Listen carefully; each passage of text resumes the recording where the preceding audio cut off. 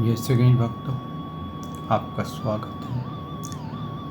आज हम प्रभु की कृपा से दशम स्कंद का 75वां अध्याय का पान करेंगे। वसुदेवं सुतं देवं कंसचाणूरमर्दनं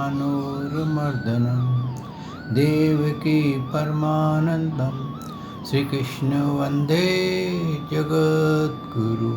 श्री कृष्ण शरणं गोपाल शरणं श्री कृष्ण शरणं गोपाल शरणं मेरे बांके बिहारी नंदलाल शरणं मेरे बांके बिहारी नंदलाल शरणं श्री कृष्ण शरणं गोपाल शरणं श्री कृष्ण शरणं गोपाल शरणं मेरे बांके बिहारी नंदलाल शरणं मेरे बांके बिहारी नंदलाल शरणं श्री कृष्ण शरणं गोपाल शरणं श्री कृष्ण शरणं गोपाल शरणं मेरे बांके बिहारी नंदलाल शरणं मेरे बांके बिहारी नंदलाल शरणं श्री कृष्ण शरणं गोपाल शरणं श्री कृष्ण शरणं गोपाल शरणं मेरे बांके बिहारी नंदलाल शरणं। बोल भगवान श्री कृष्ण की जय, श्री नंद के लाला की जय, श्री देवकी नंदन श्री कृष्ण की जय, श्री द्वारकाधीश भगवान श्री कृष्ण की जय। बोल देवाधिदेव पूर्ण ब्रह्म भगवान श्री कृष्ण की सदा ही जय। जय श्री कृष्ण भक्तों, आपका स्वागत है भागवत महापुराण में। भक्तों, हमने श्रवण किया कि युधिष्ठिर ने राजसूय यज्ञ का आयोजन किया था पांडवों ने, और सब ब्रह्मा विष्णु महेश सभी देवता वहाँ आए थे। और अग्र पूजा के समय के सबसे पहले किसकी पूजा होनी चाहिए, ये निर्णय हुआ था कि भगवान श्री कृष्ण की होनी चाहिए। और हकीकत भी यही है कि सर्वप्रथम भगवान श्री कृष्ण की पूजा होती है, इसलिए कि भगवान सृष्टि से पहले थे, आज भी हैं और सृष्टि के बाद भी रहेंगे। और दूसरा कारण ये है कि वो आदि कारण है, यानी कि हर कारणों का कारण भगवान स्वयं ही है। कहते हैं कि भगवान जीव रूप से अंदर और मृत्यु काल रूप से बाहर रहते हैं। तो भक्तों, वहाँ पर शिशुपाल जो भगवान से बहुत द्रोह करता था, उसका वैर था। एक्चुअली ये कौन है? ये विष्णु जी के पार्षद थे जय और विजय, जो बाद में हिरण्यकशिपु और हिरण्ययक्ष हुए, फिर रावण और कुंभकर्ण हुए, अब शिशुपाल और दंतवक्र हुए हैं। और इनको श्राप था सनक सनंदन सनातन और सनत कुमार जी का कि तुम भगवान से द्रोह करोगे, क्योंकि तुमने अभी भी तुम्हारे मन में जो कपट है, जिसके कारण तुमने हमें वैकुंठ में घुसने से रोक लिया, वो भी बैत अड़ा करके, यानी कि जैसे कि हवलदार किसी को हे रुक जाओ, चोर कहाँ जा रहा है, ऐसे करके रोक लिया। आदर से रोकता तो भी बात थी। तो इसका क्या मतलब हुआ? तुम्हारे मन में यहाँ पर भी कुछ कपट आ गया। तो कहने का तात्पर्य ये है भक्तों कि वैकुंठ में भी हम गुणों के अधीन चले जाते हैं। हमारे अंदर सात्विक, राजस और तामस गुण आते हैं। और कुछ टीकाकारों का ये कहना है कि वैकुंठ मिलने के बाद हम जीवन मृत्यु से परे हट जाते हैं। तो भक्तों, अगर जीवन मृत्यु से परे हटते तो ये पार्षदों का गिरना जो है, ये प्रमाण है कि जीवन मृत्यु से वहाँ से परे नहीं हटा जा सकता, फिर जीवन मृत्यु में गिरा जाता है। लेकिन जो भगवान के परम धाम को प्राप्त कर लेता है, वो जीवन मृत्यु से पार हो जाता है, उसका पुनर्जन्म नहीं होता, क्योंकि वो काल चक्र से निकल जाता है। क्योंकि ये सब लोक जितने भी लोग हैं, स्वर्ग लोक, ब्रह्मा जी का लोक, कैलाश, बैकुंठ, ये सब काल के अधीन है। समय के बाद ये हटते हैं, फिर दोबारा रचे जाते हैं। इनका काल कितना है? इसका ब्रह्मा जी का तो काल एक दिन जो है 1000 चतुर्युगी के वर्षों के बराबर है, और उस चतुर्युगी वर्षों का एक दिन इस प्रकार से ब्रह्मा जी 100 बरस तक जीते हैं, और उसके बाद ब्रह्मा जी शांत हो जाते हैं और फिर नए ब्रह्मा जी की रचना होती है। इसी दौरान फिर नए शिव जी, नए विष्णु जी, हर की रचना अलग अलग होने लग जाती है, और उनका कितना समय है वो काल की कैलकुलेशन ब्रह्मा जी के 100 वर्ष से की गई है। तो भक्तों, हर जगह पुनर्जन्म है, हर जगह हम जीवन मृत्यु में ही रहते हैं। सिर्फ अंतर यह है कि आप देखते हैं कुछ जानवर हैं, पैदा होने के कुछ घंटों में मर जाते हैं, कीट पतंगे जो हैं। कुछ ऐसे हैं जो कुछ सालों तक जीते हैं, कुछ ऐसे हैं जो उससे अधिक जीते हैं। और इस प्रकार से सबसे अधिक जीने वाला अगर आज की तारीख में कोई जानवर है तो कछुआ है, जो बहुत अधिक जीता है। उसमें मानव भी आते हैं। कुछ मानव जल्दी भगवान को प्यारे हो जाते हैं और कुछ 100 साल को क्लियर कर लेते हैं। इसमें समय समय का फेर है भक्तों, लेकिन यह है कि कोई भी अमर नहीं होता। इसी प्रकार शिशुपाल वहाँ से गिरा, लेकिन वो अमर नहीं हो सका। वो तब उसने मोक्ष पाया जब भगवान के हाथों से मारा गया, और वो भगवान के हाथों से, जो कहते हैं ना, सनक सनंदन सनातन और सनत कुमार का जो श्राप था, वो वरदान साबित हुआ था उसके लिए। क्योंकि वो द्वेष करते करते इतना द्वेष करने लग गया था कि उसको भगवान श्री कृष्ण हर पल हर क्षण उसको नज़र आते थे, और इतनी उसकी भक्ति बढ़ गई थी कि वो अपशब्द बोलता हुआ ही भगवान में समा गया।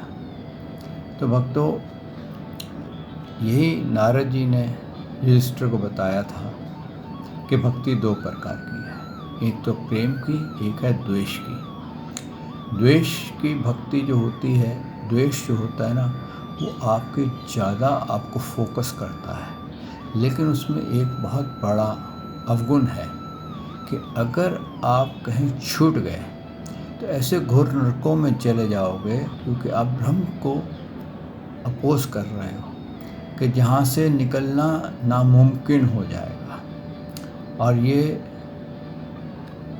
भक्ति अच्छी नहीं है।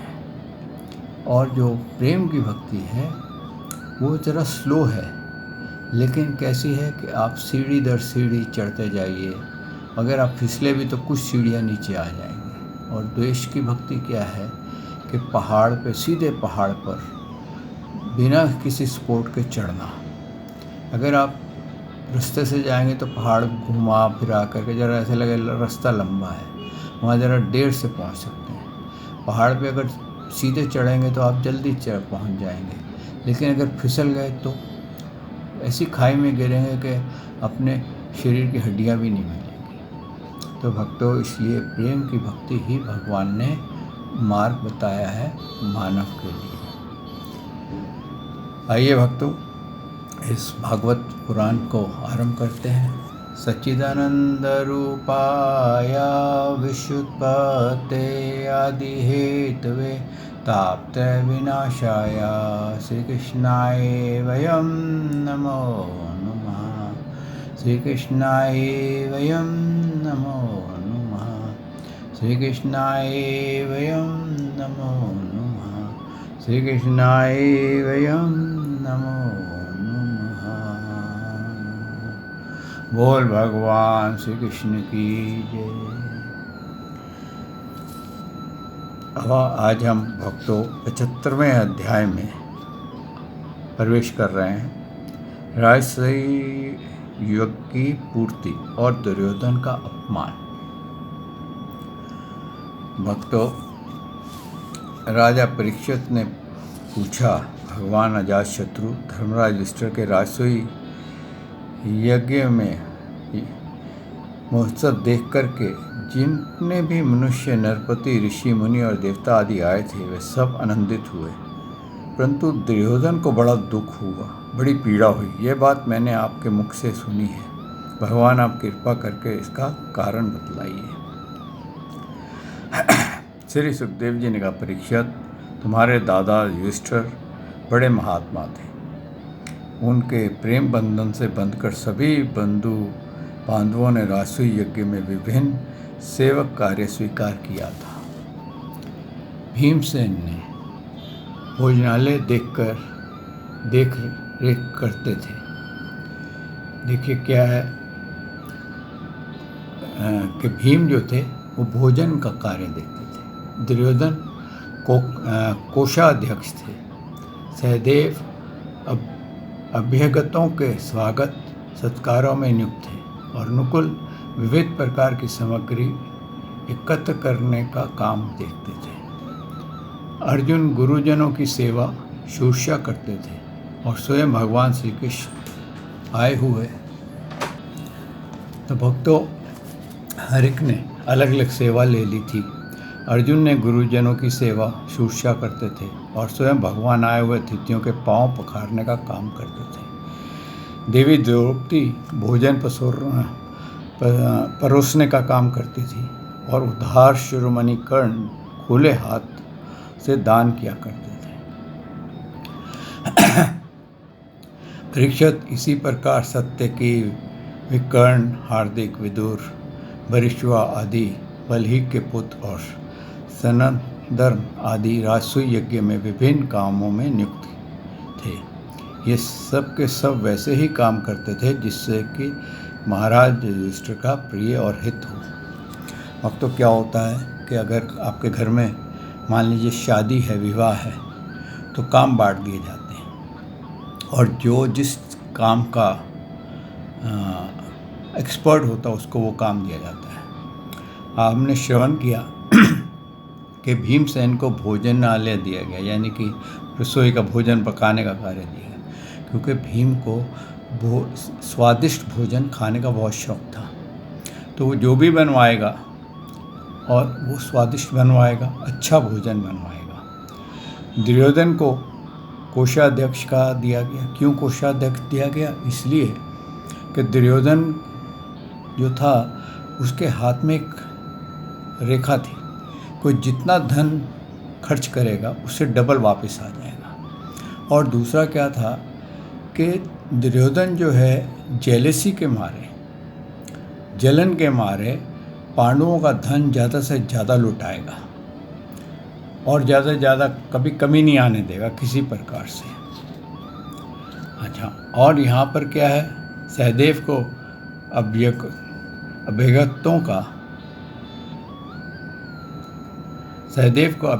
का स्वागत सत्कार के लिए नियुक्त किया गया कि जो मेहमान आए अब उनको ठहराना, उनका देखभाल करना, उनका कैसे कार्य होता है, वो आराम से बैठे हैं या नहीं, वो सब उनका देखना।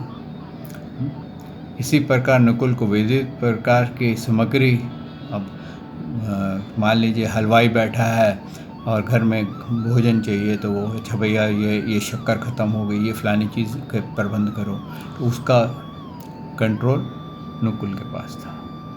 और कहते हैं अर्जुन की सेवा जो थी, वो जो गुरुजन आए हुए थे, जो बड़े बड़े वहाँ पर ऋषि विश्वामित्र वगैरह और व्यास जी, ये वो जो बड़े बड़े गुरु आए थे उनकी सेवा करना। और क्योंकि गुरुओं की सेवा अधिक थी और वहाँ देवताओं की भी सेवा थी, क्योंकि देवता लोग भी बहुत से आए हुए थे। इसी प्रकार से कहते हैं तो भगवान ने कौन सी सेवा ली कि जितने भी आए हुए अतिथि हैं उनके पाँव को धोने की सेवा ली। भक्तों, ये पाँव धोने की जो सेवा है ना, सबसे बड़ी सेवा है। और भगवान ने ये उदाहरण बताया है कि त्रिलोकीनाथ होकर के भी उन्होंने ऋषियों के, देवताओं के पाँव धोए थे। यानी कि अगर हम करोड़पति हैं तो किसी के पाँव को हाथ लगाना, अगर वो ज्ञानी है या वो ब्रह्म देवता है, तो कोई उसमें शर्माने की बात नहीं है। बड़े शौक़ से आप उनके पाँव को हाथ लगाइए, उनके पाँव धोइए, क्योंकि जब आप पाँव धोएंगे तो क्या होगा, आपके जितने भी जन्मों के पाप होंगे वो धुल के परे हट जाएंगे। और यहाँ पर था, भगवान ने ये एक उदाहरण सेट किया था। और यहाँ पर हुआ, एक ऐसा भी हुआ कि नारद मुनि जी जो थे वो उन्होंने 11 बार अपने पाँव धुलवाए थे, जबकि वो नारायण नारायण करते थकते नहीं हैं, उनके बड़े भक्तों में आते हैं। तो एक ने कहा था नारद में से कि नारद, तू ये क्या कर रहा है? तू बार बार वो पाँव धोते हैं, तू जाता है मट्टी में पाँव भर के, फिर आ जाता है, बाहर चला जाता है, फिर पाँव। कहता है, नारद जी ने जवाब दिया कि मैं तेरे को इसका मतलब बताता हूँ। बोले, तेरे को ये मालूम है नारद कि तू ये जो बार बार भगवान से अपने चरणों को हाथ लगवाता है, तो घोर नरक का वासी हो सकता है। क्यों? कि तू उस त्रिलोकीनाथ से, जो कि तेरे पिता के भी आदि कारण हैं, पिता के पिता के भी आदि कारण हैं, उनसे तो पाँव का हाथ लगवा रहा है। क्योंकि अपने से बड़ों से कभी अपने पाँव को नहीं छुआते, ये एक निरादर हो जाता है। और तू ये निरादर करता जा रहा है। भगवान ने तो सेवा उदाहरण सेट करने के लिए ली है कि भले ही मैं त्रिलोकीनाथ हूँ, भले ही मैं कितना बड़ा हूँ, लेकिन मैं छोटी से छोटी सेवा भी करता हूँ।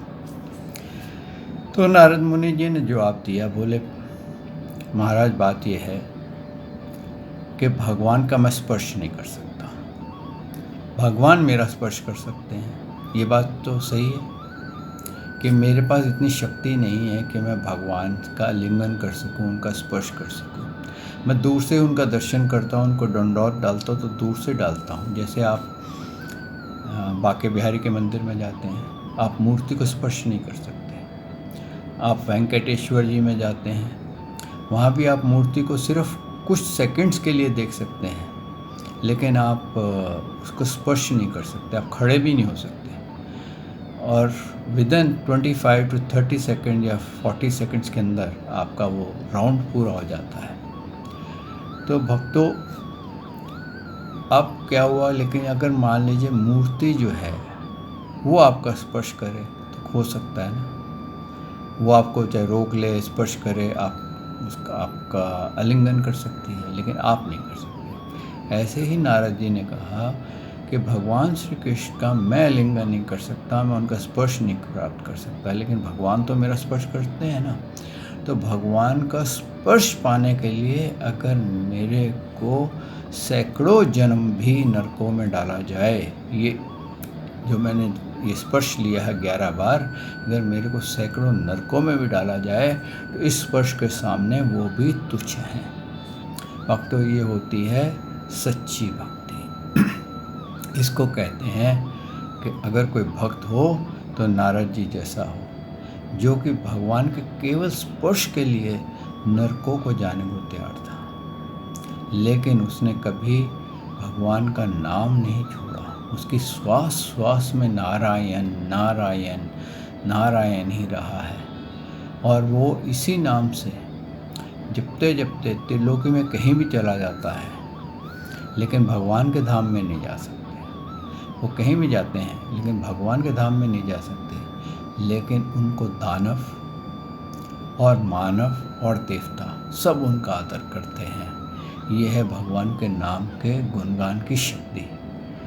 तो इसी प्रकार वो कहते हैं कि सब ने अलग अलग सेवा ले रखी थी, और जब बहुत कुछ लोग जो थे राजसूय यज्ञ के बाद वहाँ रुक गए, कईयों को भगवान ने जाने लगे तो भगवान को युधिष्ठिर ने रोक लिया।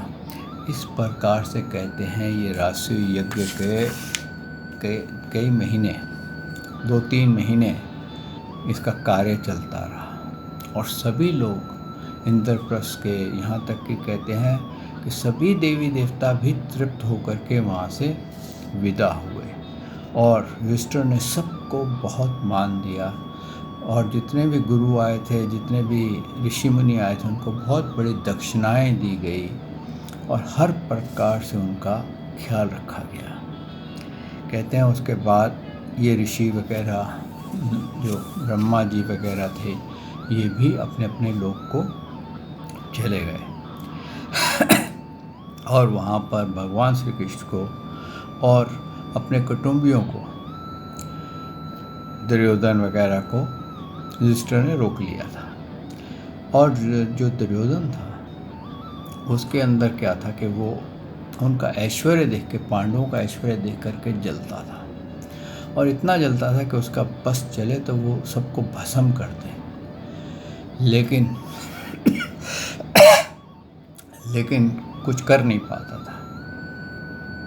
तो भक्तों, एक दिन कहते हैं कि भगवान श्री कृष्ण अपनी 16,108 रानी और पटरानियों के साथ उनके माया देव का जो महल बनाया हुआ था, माया दानव का, उसमें बैठे हुए थे और सब वहाँ पर बहुत ही अच्छा अरेंजमेंट हुआ था।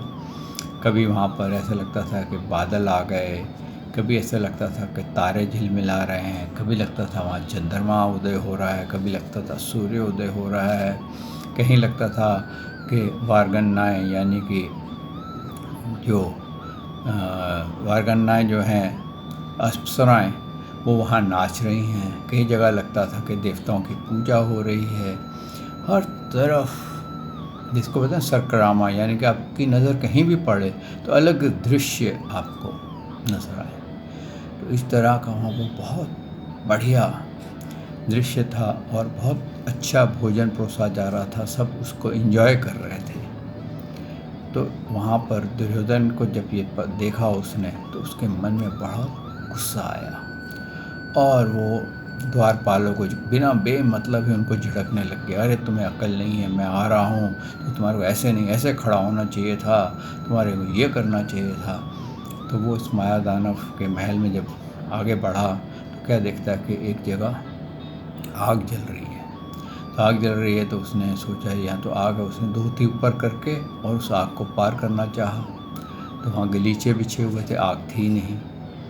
फिर आगे चला तो उसको ये जो थे, ये हाइट पे बैठे हुए थे सब लोग, भगवान श्री कृष्ण के साथ युधिष्ठिर, द्रौपदी वगैरह। तो उस हाइट पे बैठे हुए थे। फिर वो आगे चला, उसने इधर उधर देखा। फिर द्वारपाल वहाँ खड़े थे, उन्होंने कहा महाराज ये फूलों का वन नहीं है, ये ड्राई सूखी भूमि है। मेरे को नज़र नहीं आता।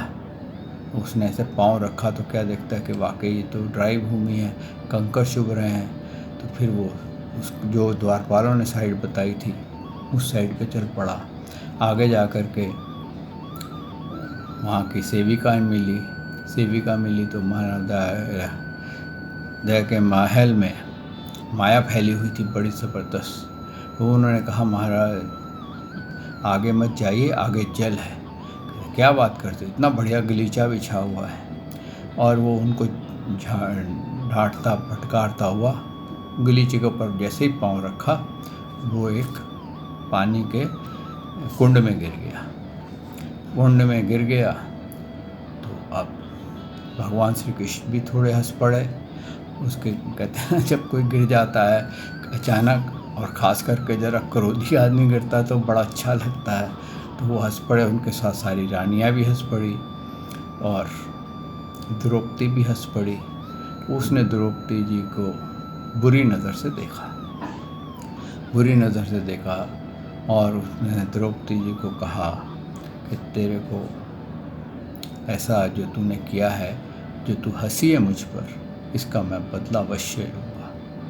तो द्रौपदी जी को भी क्रोध आ गया और उसने द्रौपदी जी ने कह दिया, उनके मुख से निकल गया कि अंधे का अंधा, यानी कि धृतराष्ट्र अंधे थे और तू भी अंधा ही है, कि तेरे को बताया भी गया और तेरे को बोला भी गया और तेरे को दिखा भी नहीं कि जल में गिर रहा है। तो उस बात को लेकर के दुर्योधन को बहुत डाह हुआ, बहुत दुखी हुआ।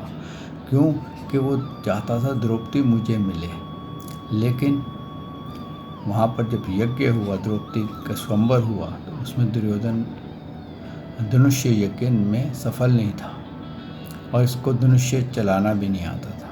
ये कर्ण की मदद से द्रौपदी को प्राप्त करना चाहता था कि उसके बदले कर्ण चलाए और ये उसको द्रौपदी जी को प्राप्त कर ले। और वैसे ही इसने द्वित क्रीड़ा में भी किया। अपने पास से खुद नहीं फेंके, शकुनी अपने मामा से फेंकवाए ताकि ये कर्म करें और उसका भोग मैं करूँ। इस टाइप का था। वो खुद कर्म नहीं करता था, दूसरे से करवा के उसका फल खुद भोगना चाहता था। तो कहते हैं इस प्रकार से जब हुआ तो युधिष्ठिर को भी बड़ा बुरा लगा, लेकिन भगवान श्री कृष्ण जो थे वो यही चाहते थे कि ये यहाँ से चला जाए। तो कहते हैं वो वहाँ से क्रोधवश द्वारपालों को बोलता हुआ, डांटता हुआ वो वहाँ से निकल गया। यहाँ से निकल गया और अपने हस्तिनापुर जा पहुँचा। कहते हैं इस घटना को देख कर के सत्पुरुषों में हाहाकार मच गया और धर्मराज युधिष्ठिर का मन भी कुछ खिन्न सा हो गया। परीक्षित यह सब होने पर भी भगवान श्री कृष्ण चुप थे। उनकी इच्छा थी कि किसी प्रकार पृथ्वी का भार उतर जाए। और सच पूछो तो उन्हीं की दृष्टि से दुर्योधन को वह भ्रम हुआ था। परीक्षित, तुमने मुझसे यह पूछा था कि उसे महान राजसूय यज्ञ में दुर्योधन को ढाक क्यों हुआ, जलन क्यों हुई, सो वह सब मैंने तुम्हें बतला दिया है। यहाँ पर राजा परीक्षित जी ने राज खोल दिया कि भगवान की भी इच्छा यही थी कि पापियों का मैं भार उतारने के लिए आया हुआ हूँ और मेरे पास समय की कमी है। इतने वर्ष हो गए हैं, मैंने अभी थोड़े से ही पापी मारे हैं, मैंने संहार किया है। जो बड़ा समूह है कौरवों के रूप में, पांडवों के अंदर भी जो नरपति हैं, ये अब सफाई होनी चाहिए। और उन्होंने केवल इनकी सफाई नहीं करी, उन्होंने अपने कुंबे की भी, यानी कि अपने परिवार की भी सफाई करी। आपने अंत में, भागवत के अंत में हम ये जानेंगे कि कैसे भगवान ने अपने ही कुल का संहार करवाया था। भक्तों, इसके बाद शल्य के साथ यादवों का युद्ध की गाथा है, जिसमें शल्य ने, जो शिशुपाल का मित्र था, उसने यादवों पे हमला कर दिया था और शिवजी से ये वरदान प्राप्त किया था कि मुझे ऐसा वैमान चाहिए जो किसी की पकड़ में ना आए। उसी में मान से उसने यादवों के अंदर त्राही त्राही मचा दी थी। लेकिन जैसे ही भगवान द्वारका पहुँचे और उन्होंने उसकी माया को देख लिया और भगवान ने उसके साथ कहा कि भाई हे मंद, तू बड़ा ही बहक रहा है, मुझे पता है कि तेरे सर पर मौत सवार है। शूरवीर व्यर्थ की बकवाद नहीं करते, वे अपनी वीरता ही दिखलाया करते हैं। इस प्रकार कह के भगवान श्री कृष्ण ने अत्यंत वेग से और भयंकर गदा से शल्य के जत्रुस्थान हसली पर प्रहार किया। इससे वह खून उगलता हुआ कांपने लगा और वहीं उसकी नमो नमाया हो गई। आगे भक्तों, फिर भगवान के साथ जो शिशुपाल का छोटा भाई था दंतवक्र, वो उनसे भिड़ गया और वो फिर भगवान के उसने हमला किया, वक्षस्थल पे मारने की कोशिश की, तो भगवान ने भी उसका नमो नमाया कर दिया। बोल भगवान श्री कृष्ण महाराज की जय। इस प्रकार से भगवान ने बहुत सारे असुरों का उद्धार किया, लेकिन जिसका भी वो भगवान स्वयं उद्धार करते थे ना, उनमें एक बात थी कि उसको वो मोक्ष प्राप्त हो जाता था, क्योंकि भगवान के हाथ से मरना परम गति है। तो यही भक्तों भगवान की कृपा है। हम चाहते हैं कि भगवान के नाम की भक्ति करते करते हमारे प्राण जाएं, ताकि हम भगवान को प्राप्त हो जाएं, भगवान से वैर करते हुए ना जाएं, और ये हम अपने जीवन में जान जाएं कि भगवान कौन है, कैसे हैं और कहाँ रहते हैं और कैसे उनकी भक्ति करनी चाहिए। बस इतना ही वेदों का सार है कि आपको ये पता चल जाए कि भगवान सृष्टि से पहले कौन था आज कौन है और सृष्टि के बाद कौन रहने वाला है, और वो कैसे प्रथम शब्द आओम जो है वो मंत्र कैसे बनता है। क्योंकि जब तक आओम देवताओं के नाम के आगे या किसी के भी आगे अगर आप लगा दें तो वो मंत्र बन जाता है, और अगर आप उस ओम को हटा दें तो मंत्र की शक्ति खत्म हो जाती है। आप किसी का भी नाम लीजिए, जैसे कि ओम नमः शिवाय, ओम ब्रह्माय नमः, ओम विष्णुआय नमः, ओम गणगणपताय नमः। आप किसी का भी नाम लेंगे उसके आगे ओम लगता है, लेकिन अगर आप ओम हटा देंगे तो शक्ति शांत हो जाती है। इसी गाथा के साथ आज हम इस वाणी को विश्राम देते हैं। कल प्रभु ने चाहा तो मैं आपकी सेवा में हाजिर होऊंगा। श्री कृष्ण शरणम गोपाल शरणम, श्री कृष्ण शरणम गोपाल शरणम, मेरे बांके बिहारी नंदलाल शरणम, मेरे के बिहारी नंदलाल शरणम। श्री कृष्ण शरणम गोपाल शरणम, श्री कृष्ण शरणम गोपाल शरणम, मेरे बांके बिहारी नंदलाल शरणम, मेरे बांके बिहारी नंदलाल शरणम। बोल भगवान श्री कृष्ण की जय, हे नंद के लाला की जय, हे देवकी नंदन श्री कृष्ण की जय, हे द्वारकाधीश भगवान श्री कृष्ण की जय। बोल देवादिदेव पूर्ण ब्रह्म भगवान श्री कृष्ण की सदा ही जय। जय श्री कृष्ण भक्तों।